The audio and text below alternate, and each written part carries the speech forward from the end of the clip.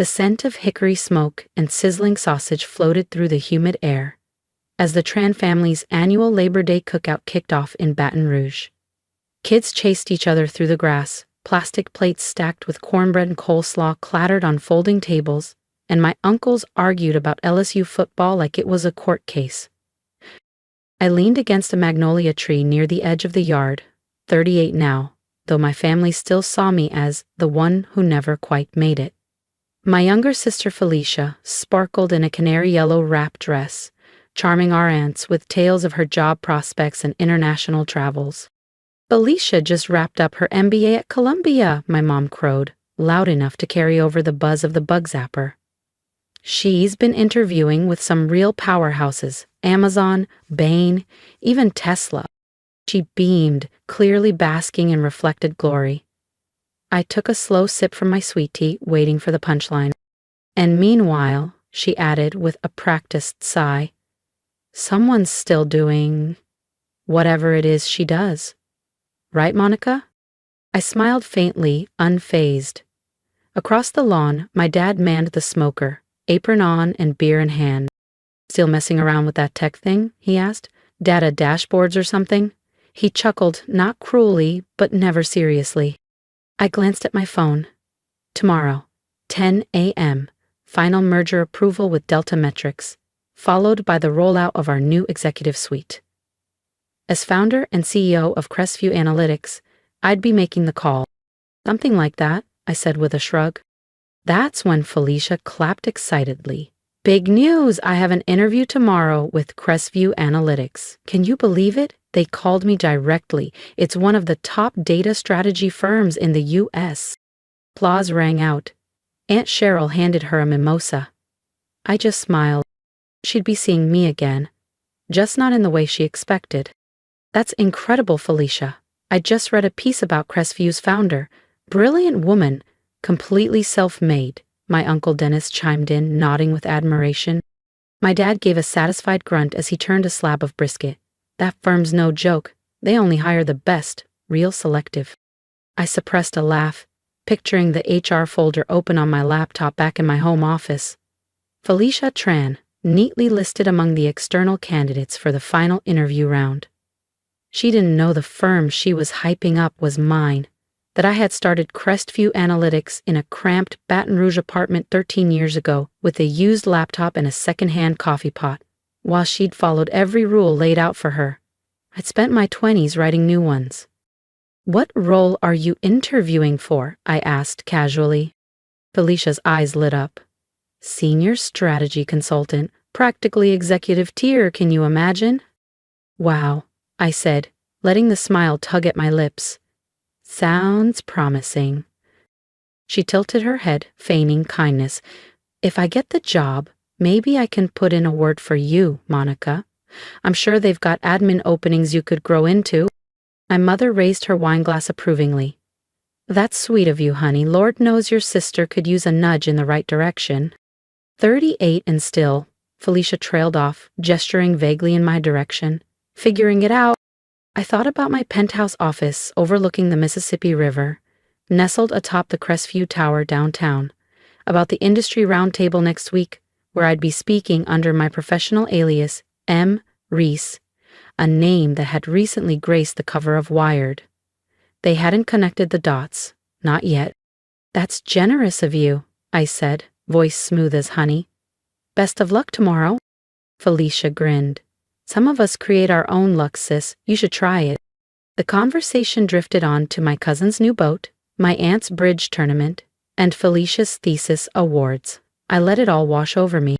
Tomorrow, everything would shift, and I wanted to remember what they looked like before the mask fell. As twilight settled over the yard, casting amber hues across the crepe myrtle branches, Felicia rose from her seat and tapped her wineglass with a manicured nail. I'll have to call it an early night, she announced, her voice projecting effortlessly. Need to be sharp for tomorrow. She smiled with theatrical pride. The CEO of Crestview Analytics is personally sitting in on final interviews. Reese or something. Nobody even knows who she really is. She tossed her hair. Well, whoever she is, she's going to love me. By this time tomorrow, I'll be part of their executive strategy team. Then she turned to Mom and added with a smug wink, "Maybe then you'll have something real to brag about." Mom dabbed her eyes with a napkin. "Oh, sweetheart, we already do. At least one of our girls didn't lose the plot." I glanced at my watch. 12 hours and 52 minutes until Felicia would walk into the Crescent Room on the 27th floor and find me, Monica Tran, at the head of the interview panel. 12 hours until the world she built on assumptions and status collapsed. I stood and quietly gathered my bag. "Early client call," I murmured. "Oh, your little remote hustle," Mom said, distracted. "Don't forget to Venmo for your father's birthday. Felicia already paid most of it." Again, I nodded and walked to my nondescript gray SUV, the same one I always brought to family functions. My real car, a custom white Mercedes AMG GT, stayed tucked away in my downtown garage. As I backed out of the driveway, tomorrow. If you want to see Felicia's face when she realizes who's sitting across from her, hit subscribe, because trust me, you won't want to miss what happens next. What a waste, can't even land a real job. I smiled to myself, picturing the brushed steel nameplate on my desk. Reese, Chief Executive Officer, Crestview Analytics. Tomorrow, Felicia would finally learn what a real job looked like, and why she'd never have one at my company. By 6:30 IME, I was already in my penthouse office downtown, sunlight pouring through the floor-to-ceiling windows overlooking the Mississippi River. The soft hum of servers warming up and the faint clatter of early-arriving staff echoed like music through the halls. I had built every inch of this place, and today, it would all come full circle. The slate-gray Max Mara suit hugged me like armor, calm, confident, battle-ready. As I skimmed the morning agenda, my executive assistant, Jade, knocked and stepped in. "Your sister's interview is at 9 a.m. sharp," she said, placing a folder on my desk. "She's in the lobby already. Got here 30 minutes early." "Punctual," I murmured. "That's new?" Jade smirked. She also posted on LinkedIn, manifesting my future as a Crestview exec. "It's trending under Women in Leadership. Marketing flagged it." I stifled a laugh. Did she now? The folder looked polished. Columbia MBA, impressive internships, glowing references. But I knew better. Those internships? Pulled from our uncle's business network. Those glowing reviews? Family friends. A performance resume stitched together with borrowed thread. "The board's asking why you're sitting in on this one," Jade added. "Quality assurance," I replied, rising from my chair. "How many interviews before mine?" 3. All briefed. They'll dig deep. At 9 o'clock IMing, I stood behind the one-way glass of our top-floor conference suite and watched Felicia glide in. Chanel skirt suit, Louboutins, air of unearned certainty. She shook hands with her first interviewer like she'd already won. For 2 hours, I watched the illusion fall apart. Every canned line picked apart. Every rehearsed story cracked open. Every polished title challenged and redefined. By the time Felicia reached the final interview, her shoulders drooped. Her voice carried the faint edge of doubt, and her once dazzling smile had grown tight and uncertain. "Send her in," I told Jade. Felicia stepped into my office, failing to mask her awe. Her eyes swept over the panoramic windows framing the Mississippi River, the abstract oil painting behind my desk, the soft glow of polished oak and brushed steel. She paused just long enough to take it all in. My back was to her, facing the view. "Please, have a seat, Miss Tran," I said, tone even and restrained. She sat down carefully, crossing her legs, hands folded. "Thank you for taking the time, Mr. Reese. I know how valuable your schedule must be." I slowly turned my chair to face her, letting the silence do the work. "Actually," I said, eyes locking with hers, "it's Miss Reese, Monica Tran Reese." Her face drained of color.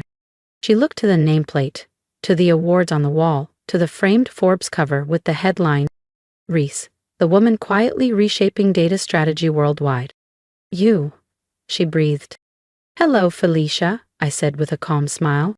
"Surprised to see your directionless sister running the company you couldn't wait to join?" She blinked. Her lips parted. Nothing came out. The prepared answers, the pre-rehearsed jokes, gone. But that can't be, she managed. You're just some remote freelancer.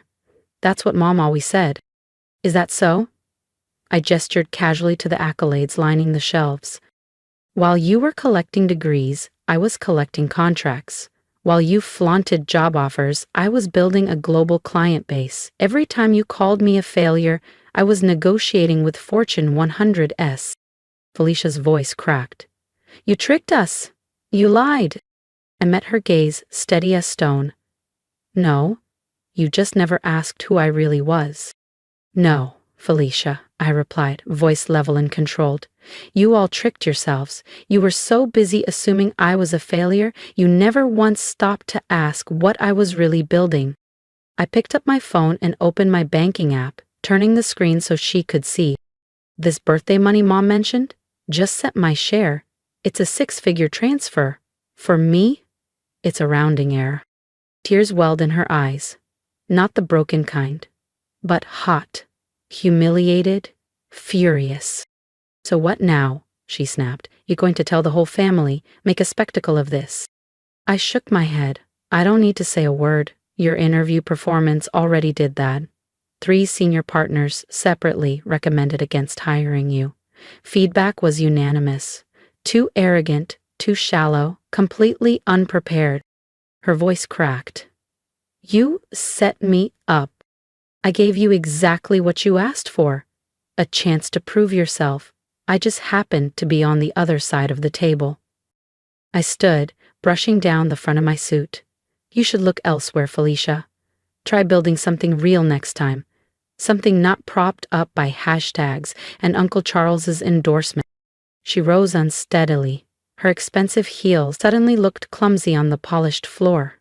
The Chanel blazer she wore like a crown now hung like a mask, ill-fitting and exposed. Do Mom and Dad know? They will, I said, stepping past her to the door. I'm sure you'll tell them all about your interview with M. Reese. I pressed the intercom. Jade, please escort Ms. Tran out and cancel my dinner with the family. Yes, Ms. Reese. I've got a board meeting that requires my full attention. As the door clicked shut behind her, I heard her voice crack in the hallway, followed by a muffled sob. Not exactly the triumphant exit she had imagined.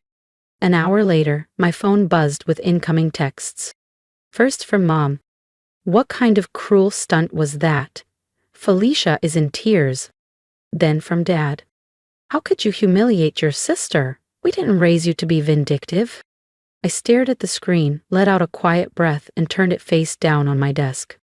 They finally knew who I really was. But what they didn't realize, what they never asked, was that I'd stopped needing their approval a long time ago. I replied to the family group chat with a single message. You raised me to be successful. Congratulations, you did. Now maybe you'll recognize what real achievement looks like. Then I powered off my phone and turned back to what mattered.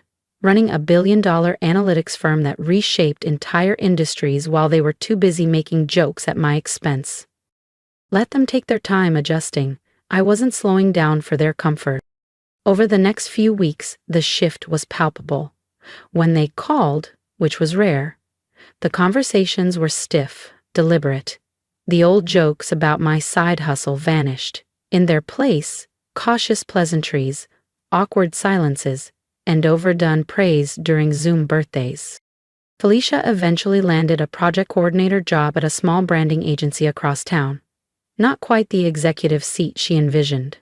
No glass-walled office, no viral LinkedIn announcement. Just a job. Earned the traditional way, without shortcuts.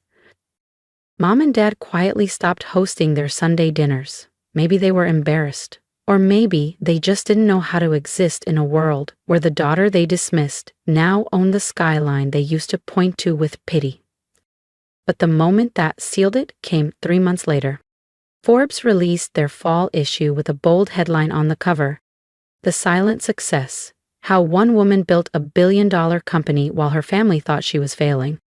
There I was, centered in full color. Sharp suit, Baton Rouge's cityscape behind me. No aliases, No silhouettes, just Monica Tran Reese, in full view. I had 10 copies express mailed to each of my family members' homes. No card, no message, just the magazine, just the truth. The article traced my rise from cramped freelance gigs in a rented apartment to leading one of America's most trusted AI firms. It laid bare the sacrifices, the strategy, and the silence that had carried me here, right under their noses. And at the end, the final line read, "Sometimes success doesn't need to shout. Sometimes it just signs the checks." And for me, that was enough. I no longer craved their praise or their permission to feel proud. I had built something real, something lasting, something that no one could minimize with a joke or dismiss with a shrug. Let them tell their version of the story now. Let them rewrite the past to make themselves seem more supportive. Let them pretend they always believed in me. While they recalibrate their narrative, I'm leading Crestview Analytics into a new era, finalizing our expansion into Europe, onboarding 2 enterprise-level contracts, and mentoring the next wave of underrepresented founders in tech. I'm doing what I love with a team I respect, building systems that matter.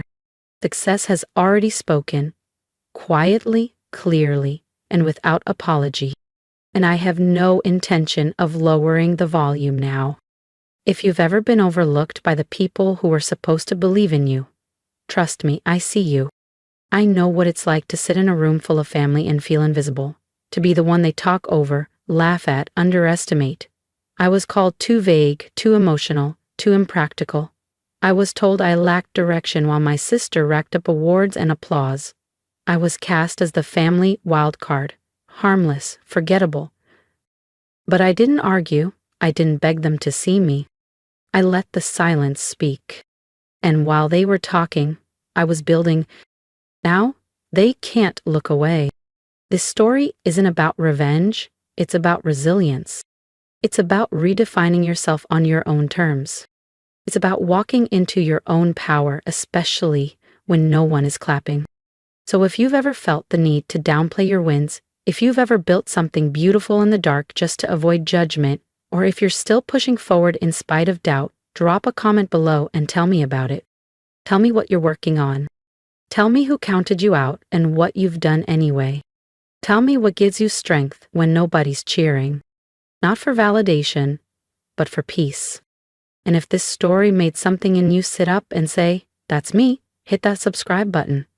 This isn't just a channel for underdog stories. It's a space for builders, for dreamers, for quiet giants. It's where we celebrate strength that doesn't need spotlights. Let them laugh, let them doubt.